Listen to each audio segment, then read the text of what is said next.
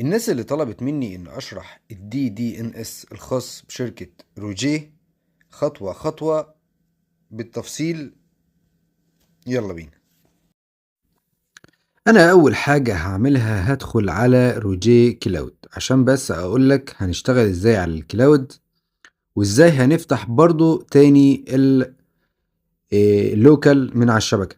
أول حاجة هدخل على أنا عندي هنا جيت واي واحد، ده لاب عملي كده خاص بي أنا، وهنا الدي دي ان اس. هندخل على اعدادات الدي ان اس. طبعا انت لما تدخل على اعدادات الدي ان اس دي مش هتلاقي حاجه متفعله او مش هتلاقي ان ده متفعل عندك. هتفعله وتمشي بالخطوات اللي انا همشي عليها. اول حاجه انت بتفعل ده وبتختار الدومين الخاص بيك، يعني انت عايز روجيه او ريه، الاتنين مش تفرق معاك.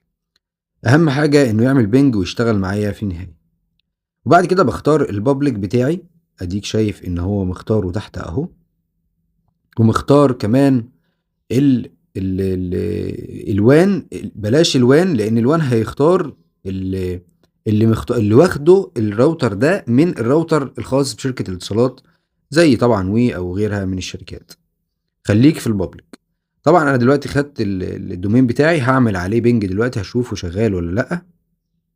اول ما بعمل الخطوة دي وبلاقيه شغال زي ما انت شايف، افهم دايما ان انا خلاص كده الخطوة دي بالنسبة لي انتهت.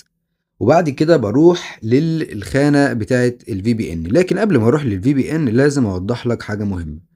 اللي انت شايفهم قدامك دولت موقعين، موقع اسمه نو اي بي بيديك دومين برضو نفس فكرة الروجيه. لو انت ما عندكش الراوتر وبتقدر تستخدمه بتسجل عليه وبيديك دومين، لكن كل شهر لازم يبعت لك ميل على الاكونت اللي انت سجلت بيه وتعمل له وتعمل له اوكي، او ان انت تقول له ان انا مستمر معاك، او تديله الابروف يعني. بس كده بتحط الدومين وتحط اليوزر نيم والباسورد وبتبدا تشتغل بيه عادي خالص. نفس فكره الدايناميك اي بي، هي بالظبط. ده موقع وده موقع، سجلت على ده سجلت على ده، الاتنين نفس الفكره بالظبط. بعد ما بنخلص الموضوع ده بنخش على خانه الفي بي ان. احنا دلوقتي كريتنا الدي دي ان اس اللي هو بيعمل رينيو للبابليك بتاعي علشان ما يغيرش مني كل شويه. ده انا هنا كريت التنل بتاعتي هنا عباره عن الاوبن في بي ان. هشتغل على الاوبن في بي ان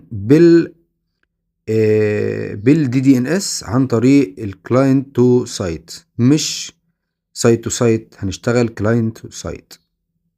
هنيجي هنا، انت هنا